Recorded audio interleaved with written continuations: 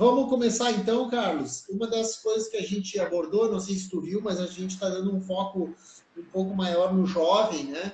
E na tua experiência, ou qual a tua indicação, né? Qual o teu conselho, quando o jovem deve começar a contribuir, digamos assim, para a Perfeito. Previdência? Uhum. Tá. O jovem, para começar a contribuir, a Previdência Social ela foi pensada mais ou menos para 35 anos de contribuição, né? Uhum, Todo mundo quer se aposentar e quer contribuir um valor baixinho para ter uma aposentadoria boa, tem que ter mais ou menos os 35 anos de contribuição. Então, quanto mais cedo o jovem começar a contribuir, maior vai ficar o benefício. A questão do seguro da Previdência Social, tanto no Brasil quanto na Itália, é que ela é um seguro social obrigatório, digamos assim, né? Então, quem começou a trabalhar tem que começar a contribuir para a Previdência Social. uhum, E fica disposto, né, a essa Previdência que está sujeita às leis que o governo vai estabelecer. Então, ele fica à mercê dessas reformas, vamos dizer assim, né? Que tem as reformas da Previdência no Brasil, tem as reformas da Previdência na Itália também. Então, uhum. quem faz essa contribuição social pelo trabalho, ele fica à mercê dessas reformas. Então, o jovem, se quer um conselho assim de um previdenciarista, na minha opinião, ele deve contribuir pelo que for obrigatório para a Previdência Social, mas ele deve tirar uma parte da remuneração dele por conta própria para investir num investimento financeiro que lhe garanta a aposentadoria. Pode ser uma previdência privada, pode ser um fundo de investimento, pode ser uma carteira de ações, né, na Bolsa de Valores, conforme ele preferir. Cabe a esse jovem estudar.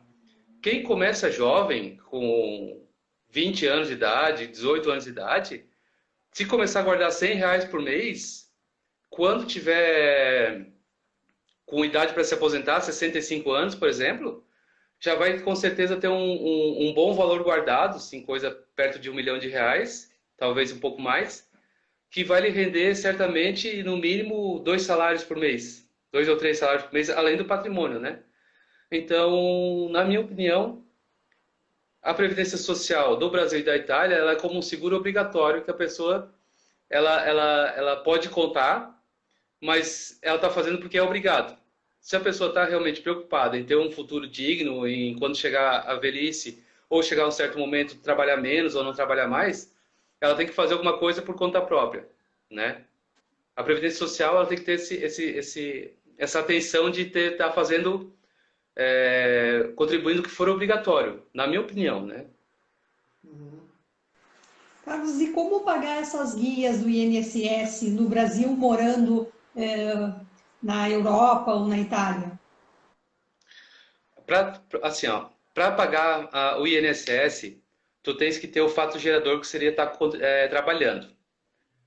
Porém, tem a opção do facultativo, né? E o facultativo é aquela pessoa que não está trabalhando, que pode ser a dona de casa, pode ser o estudante, pode ser e a pessoa que está morando no exterior. Então, quem trabalha em alguma coisa relacionada ao Brasil, tem que pagar como contribuinte individual. Quem está só morando no exterior, trabalhando em uma empresa no exterior e quer continuar contribuindo no Brasil, pode, pagando como facultativo. Como é que faz? Entre no site da Previdência Social, então digita no Google Meu INSS. Se tiver na Itália, minha sugestão, quando for botar o endereço do Google, bota google.com.br, que daí vai pesquisar no site do Brasil, né? Aí tu escreve Meu INSS, que vai abrir o site onde tu consegue fazer as coisas do INSS. Porque tem o site inss.gov.br, que tu vê todas as informações sobre os benefícios e tal. Só que o meu INSS é onde você entra e faz as solicitações, acompanhamento dos seus dados e tudo mais. É só digitar meu INSS. O site do INPS é semelhante, porque no INPS está escrito, para tu fazer as coisas é no My INPS, né? E no Uhum, Brasil é o meu exatamente. INSS. Isso. Então, no meu INSS, tu não precisa ter senha nem nada. Vai ter um campo lá para tu botar a senha, fazer o login. Só que se tu rodar a página e ver embaixo, vai ter várias opções de serviço que tu pode fazer sem login. Um deles é gerar guia. Então, tu clica lá, nesse botão de gerar guia, tu vai botar o teu NIT, tu tens que ter o NIT, então Se tu tá no exterior, tens que ter feito, tipo, a tua carteira de trabalho no Brasil, né? Pelo menos. Ou se tu não fez, tu vai ter que pedir para o contador fazer, alguém aqui do Brasil fazer isso para ti. Tirar um número de NIT, que também é o mesmo do PIS, né? O PIS, NIT é a mesma coisa. Aí tu vai botar esse número do NIT e vai botar a competência que tu quer pagar. E aí tu vai botar no teu código, tu vai botar o código do facultativo. E vai pagar com facultativo. E vai pagando normal. As contribuições vão contar certinho e não vai ter problema nenhum. Bem tranquilo. Tá, tem que pagar com uma conta brasileira, né? Óbvio. Ele gera o que é um código de barras? Gera um código de barras. Se tiver um PagSeguro, qualquer outro sistema desses, tu consegue pagar. E tu paga sobre o valor, digamos que vai pagar sobre o valor mínimo, qual é o valor que recolhe? Nesse caso é 11%. Do mínimo. Daria mais ou menos R$110. É. R$110, tá. E eu consigo gerar, vamos dizer, se eu pegar esses 110 e calcular para um ano, eu consigo gerar e pagar todo um ano? Não. Tem que ir pagando mês a mês. Tem. Essa era uma das perguntas. E o facultativo não pode pagar em atraso, tá? O vencimento da contribuição para o INSS é até o dia 15 de cada mês. Então, no dia 15 de novembro, ele vai pagar a competência de outubro. Só que se pagar no dia 16, já não vai contar. Aí um mês a menos. É um mês a menos. Aí passa por outro. Então... É como se tu estivesse já pagando o próximo mês. É mais ou menos isso. Exatamente. Aí depois tu vai ter que fazer a retificação, seria mais ou menos isso. Então, tu vai se complicar com questão de carência, de qualidade de segurado. Porque o que é carência? Carência é o número mínimo de contribuições que tu tens que ter para ter direito a um benefício. É que nem um plano de saúde, um seguro de coisa. Então, por exemplo, plano de saúde. Tens que estar 6 meses com o plano de saúde para poder fazer uma cirurgia, por exemplo. O INSS é a mesma coisa. Tu tens que ter pago, por exemplo, 1 ano para ter direito ao auxílio-doença. 12 parcelas. Então, se tu pagar uma dessas em atraso, quando tu for precisar, mesmo que tenha pago 12, vai contar 11, por exemplo, né? Então, um negócio que tem que estar atento ao vencimento. E aquele jovem que veio para a Itália, né, com os pais, no caso do nosso filho, nunca trabalhou no Brasil, mas talvez daqui mais um tempo ele queira voltar para o Brasil. Pode começar a pagar, ou ele primeiro precisa ter um vínculo empregatício? Não, pode começar a pagar. Pode começar a pagar. Mesmo tem muito... não tendo a carteira de trabalho? Mesmo não tendo, porque ele vai precisar do número do NIT, né? Como eu disse, quando tu faz a carteira de trabalho, automaticamente já sai o NIT para ti. Só que tu não precisa ter a carteira de trabalho para ter esse NIT, né? Esse número do PIS, vamos falar assim. Então, ele pode solicitar um contador que faça o cadastro dele, ou o pai dele pode ir no INSS fazer esse cadastro. Eu acredito que até que dá para fazer online já esse cadastro do NIT. Em virtude da pandemia, eu acredito que esse serviço também já está online. Então, é só fazer o seu cadastro, vai gerar o número, e através desse número, porque esse número é o número de relacionamento com o INSS, né? Então, pode começar com um facultativo tranquilo. Eu vi a pergunta ali. O escritório faz esse serviço, Carlos? Faço também. Sim. Relacionado ao INSS, a gente faz todo o serviço que a pessoa precisar. A gente consegue, mediante a procuração, mesmo que a pessoa esteja na Itália, a gente resolve tudo por aqui. A Jerusa está perguntando qual é a idade mínima para começar a pagar. Perfeito. A idade mínima para começar a pagar é 16 anos. 16 anos. 16. Tá, então tá respondido aí. 16 anos. Facultativo, ela pergunta. Isso, facultativo. Não pode pagar com menos do que isso, porque a idade mínima para trabalho é a partir dos 14 anos como aprendiz, mas é a partir dos 16 que vai contar para a contribuição e esses demais direitos, né? Então, a criança não pode contribuir para o INSS, por exemplo. Sim. Tá, joia, perfeito. Outra pergunta, não é uma pergunta, eu acho que foi uma observação que alguém colocou na caixinha, né? Não colocaram num post que nós fizemos, uma observação que depois da reforma, ficou muito difícil de pagar o INSS, morando fora. Isso, tu sabe nos responder se realmente está complicado? Será que é de pagar ou será que é de se aposentar? Não, de recolher. De recolher? Sabe de alguma coisa, Carlos? Não, não, porque o pagamento é feito pelo sistema online, né? Tu consegue gerar o boleto ali e pagar tranquilo, não mudou as regras com relação ao pagamento. Então, não sei qual é a dificuldade específica que está enfrentando, né? Mas no Mas caso o assim, site do se gera INSS um está até boleto, mais nós fácil que de usar. moramos na Itália, a gente não tem como pagar esse boleto. Não, só a gente tem que pagar por alguma conta no Brasil. Tem que ter uma conta no Brasil para pagar pelo Brasil. É porque hoje existem os bancos online, né?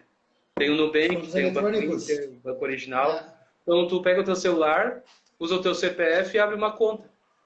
Através daquela conta, tu faz uma transferência de dinheiro por qualquer desses sistemas que vocês já estão habituados de usar. E, mediante isso, naquela conta você só vai pagar. Não precisa abrir conta do Banco do Brasil, Caixa Econômica, essas coisas tudo não tem Tá ficando necessidade. ultrapassado, né? Tá. O que é essa nova previdência, da reforma da Previdência, o que mudou em prática? A reforma da Previdência ela veio para, digamos assim, diminuir o custo que o governo tem com a Previdência Social, né? Uhum. Na cabeça do ministro da Economia, ele entende que a Previdência Social dá prejuízo. Só que se analisar os números, né, a realidade ela não dá prejuízo. Porque a Previdência Social ela não foi feita para dar lucro também, né? Então, mas Sim. ela se banca por si só. O que acontece é que o governo veio, ao longo dos anos, mexendo no dinheiro da Previdência Social. Então, o que o governo pensou assim? Vamos cortar benefícios, valor dos benefícios, para a gente ter uma economia no futuro, porque daí as aposentadorias vão ser menores, as pensões vão ser menores, e vai sobrar um dinheirinho em caixa, né? Que segundo as estimativas deles, poderia chegar a R$ 1 trilhão, coisas assim. Só que, fazendo isso, o que eles fizeram então na reforma? Basicamente, aumentaram o tempo de contribuição para tu receber o salário cheio, eliminaram a aposentadoria por tempo de contribuição, hoje só se aposenta por idade, né? Porque antes existia a aposentadoria por tempo de contribuição, onde o homem completando 35 anos de trabalho se aposentava independente da idade.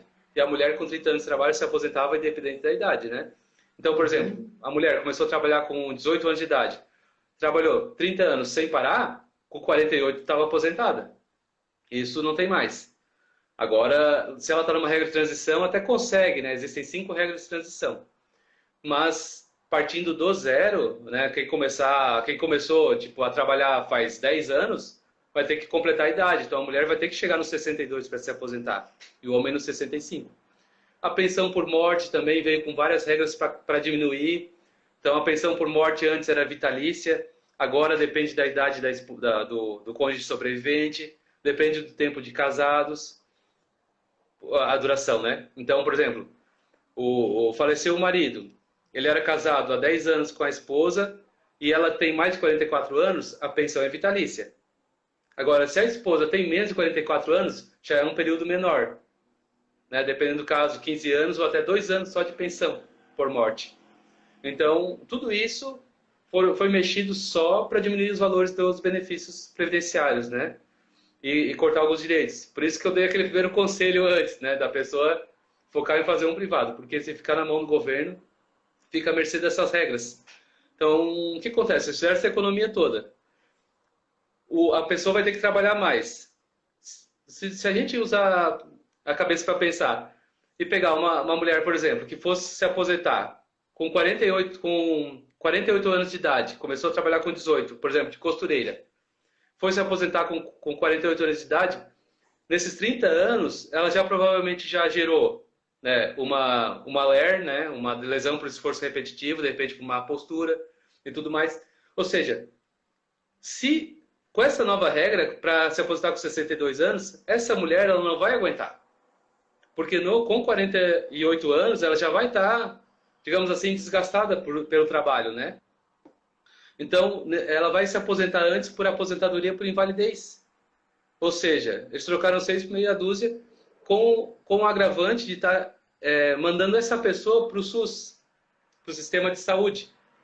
Então, aquela pessoa que ia se aposentar por tempo de contribuição, ia ter uma qualidade de vida, agora essa pessoa vai ter que, além de se aposentar por invalidez, praticamente com a mesma idade, ela ainda vai dar despesa para o governo mediante o uso do sistema de saúde, né? Que o sistema de saúde também está no mesmo dinheiro da Previdência Social. Então, a Previdência Social, a saúde e a assistência, está tudo no mesmo bolo, o dinheiro, né?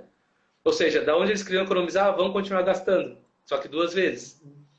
E o pior de tudo é que com a pandemia, o governo começou a pagar o benefício que a gente chama de auxílio emergencial aqui no Brasil, né? Que era o valor mínimo, assim, de R$ 600, que para muita gente salvou a pele, mas é muito pouco, né? Só que, mesmo assim, já foi um valor muito alto em termos de escala, né? Das pessoas que receberam. Ou seja, tudo que eles achavam que iam economizar com essa reforma da Previdência, gastaram com o auxílio emergencial, né? Então, as coisas não são feitas com a cabeça, né? O ministro da Economia, assim como todo economista, ele pensa nos números e não analisa a sociedade, né? Porque a ideia da Previdência Social, ela realmente não é dar lucro. Ela é ser uma base para ter uma qualidade de vida para as pessoas, né? Com certeza. E esse foi o grande erro deles, analisar tudo como número. Então, Todos esses dados que tu está falando serve para quem, nesses casos que a gente colocou, né, de quem está fora e está pagando no Brasil, se encaixa tudo nessa mesma regra, né? sim, tudo. Tá. Deixa eu fazer uma outra pergunta que eu lembrei agora. Eu lembro do tal do fator previdenciário. Fator Digamos, previdenciário. eu me lembro mais ou menos, me corrija se eu estiver errado. Nos últimos 5 anos de contribuição, vamos dizer, tu aumentava o valor de contribuição para tu aumentar a tua aposentadoria. Era mais ou menos isso, não era? Sim, isso existia até 99. Ah, hoje em dia não tem mais. Não, de 99 para frente, quando foi instituído o fator previdenciário, isso acabou. Porque o que era? O valor do teu benefício, da tua aposentadoria, ele é feito uma média aritmética de todas as tuas contribuições, né? E é multiplicado pela alíquota do benefício. Então, antigamente, antes da reforma, por exemplo, uma aposentadoria, vamos dizer, por tempo de contribuição, era 100% alíquota, né? E tu fazia a média. Então, o que a pessoa fazia? Ela via assim, falta 5 anos para me aposentar, vou começar a pagar o teto, porque quando soma na média, vai aumentar o valor total. E eu vou receber 100%. Só que o que o governo fez, pensando nisso, né? Ele foi lá e criou o fator previdenciário. O fator previdenciário, o que é? Se a pessoa está muito jovem para se aposentar, em relação à expectativa de vida, ela vai receber por muito tempo aquela aposentadoria. Então, o que a gente quer fazer? Se ela vai se aposentar cedo, vamos diminuir o benefício dela para que o valor total que ela receba até ela vir a falecer seja o mesmo que se ela recebesse a aposentadoria por idade. Nossa! Então, eles pegam a tabela de expectativa de vida, que se eu não me engano hoje deve estar 75 anos de idade no Brasil, e calculavam. O homem se aposenta com 65, vem a falecer com 75, ou seja, vai receber por 10 anos a aposentadoria. Se ele fosse se aposentar por idade, receberia R$2.000. Então, o que a gente faz? Ele está se aposentando com 55 porque completou o tempo. Ele vai receber até os 75, vai receber por 20 anos. Então, ao invés de a gente pagar R$2.000 para ele por 20 anos, que ele receberia só por 10 anos se aposentasse por idade, vamos aplicar o fator previdenciário. E aí reduz para R$1.000. E aí ele vai receber o mesmo total, né? Uhum. Esse fator previdenciário ele é uma fórmula muito complexa, onde envolve a expectativa de vida, o tempo de contribuição e a idade do segurado. Esse fator previdenciário ele também é aplicável na aposentadoria por idade, de forma positiva daí, né? Porque ele leva em consideração a idade e a expectativa de vida. Então, tem uma revisão que eu faço de clientes meus que eles estão aposentados por invalidez, por exemplo. Até fiz uma recentemente. Ele estava aposentado por invalidez já há muitos anos, 30 anos ele estava aposentado por invalidez já. E agora, com quase 80 anos de idade, ele me procurou para saber se podia aumentar o valor do benefício dele, que era o salário mínimo. Aí eu vi que ele estava aposentado por invalidez e disse, não, vamos converter a tua aposentadoria para aposentadoria por idade. E pedir para aplicar o fator previdenciário. Porque no caso dele, como ele já está com 77 anos, se não me engano, ele já está até além da expectativa de vida, né? Então o fator previdenciário dele dá positivo, quase que dobra a aposentadoria dele. Então a gente fez isso para ele. Então, o fator previdenciário, nesse caso dele, foi bom, né? Mas realmente foi porque a gente botou a aposentadoria dele por idade, mas quando ele já estava com 77 anos de idade, né? Mas hoje o fator previdenciário, com a reforma da Previdência, ele já não tem mais. Ele já é utilizado só em algumas regras de transição. Quando acabarem as regras de transição, ele não vai mais ser utilizado, porque, como eu disse, acabou a aposentadoria por tempo de contribuição, só tem a aposentadoria por idade. Ou seja, necessariamente a pessoa vai estar na idade quando se aposentar. Por isso não tem mais necessidade da aplicação do fator, né? Sim, eu me lembro do meu pai que falava disso. Bueno, vamos lá então. Quanto tempo antes é indicado começar a se preparar para aposentar? Eu acho que essa pergunta a gente já tinha feito, não? Uma hora já tinha feito. Então, deixa eu só fazer um adendo. Nessa questão de quanto tempo antes de começar a se preparar, não é só o valor que tu paga. Claro que o valor que tu paga também. Mas esse ajuste dos documentos, né?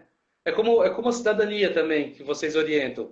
A pessoa tem que preparar os documentos para poder requerer, né? Exato. E quem está na Itália, quer aproveitar o tempo do Brasil, como eu falei na última live, tem que deixar redondinho aqui no Brasil, porque não vai conseguir arrumar na Itália. Né? Na Itália eles não vão entrar no mérito se tu contribuiu ou não contribuiu, se era responsabilidade da empresa ou não. Tu tens que deixar arrumado aqui. Então, nesse aspecto, é interessante a pessoa estar se preparando antes de requerer a aposentadoria, claro, para organizar esses documentos, né? Organizar esse tempo. Porque até, como acontece muito no meu escritório, às vezes as pessoas, quando elas vão requerer a aposentadoria, por exemplo, por idade, com 65 anos de idade, tem vínculo empregatício de 40, 50 anos atrás, que a carteira de trabalho já está borrada, a empresa já fechou, tá um negócio errado, aí a gente fica numa guerra para conseguir comprovar, né? Eu fiz uma ação judicial para uma senhora que ela era empregada doméstica. E aí o juiz pediu testemunhas para comprovar os vínculos, né? Que estavam todos na carteira de trabalho, mas mesmo assim o juiz pediu testemunha. A gente foi correr atrás das testemunhas, ela só tinha uma empregadora viva, o resto tudo já tinha falecido. Então, complica, né? Então, quanto antes tu conseguir organizar isso, deixar já redondinho o teu CNIS, né, que é o teu Cadastro Nacional de Informações Sociais, melhor tu se garante, né? Uhum. E quanto tempo, mais ou menos, isso acontece, Carlos, na tua experiência aí com os teus clientes? Eu acho assim, ó, quanto antes tu se preparar, melhor. Até para tu saber... Antes seria quanto? Vamos dizer que eu estou com expectativa de me aposentar daqui a 2 anos, por exemplo. Já devia estar correndo atrás. Tá. Isso que eu queria ter mais ou menos um tempo. Sim. Seria... Eu acho que depende da tua profissão. Se for uma profissão que tem atividade especial, que é exposta à insalubridade, né? Então, mecânico, metalúrgico, médico ou enfermeira, pessoas que trabalham expostas a agentes de todo tipo, né? Eletricista. Postos de combustíveis. Exatamente, posto de combustível, tudo. Deve também se preparar até um pouco antes, porque essas aposentadorias precisam de PPP, que é o perfil profissiográfico previdenciário, que é um documento onde vai constar toda essa exposição, né? Vai precisar do LTCAT, que são laudos técnicos de condições ambientais de trabalho, que a empresa tem que fornecer. Então, se deixa para muito para frente, às vezes a empresa não produziu esses documentos, já começa a complicar. Quem entrou com ação trabalhista também, tem que também tentar organizar isso no CNIS, porque a ação trabalhista ela não vai automaticamente, né? Então, por exemplo, tu trabalhou numa empresa e não foi registrado.